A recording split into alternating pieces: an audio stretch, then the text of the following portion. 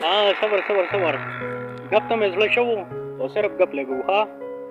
د چینه د خلکو یو کهاوت دی چې فرض که ته یو کس سره ښه کول غواړې که نه، لکه مطلب هغه سره روټۍ د خوراک څه نشته دی، نو ته وي هغه له میې په خوراک کې مه ورکوه، بلکې د هغې میې نیولو چل ورته وښایه.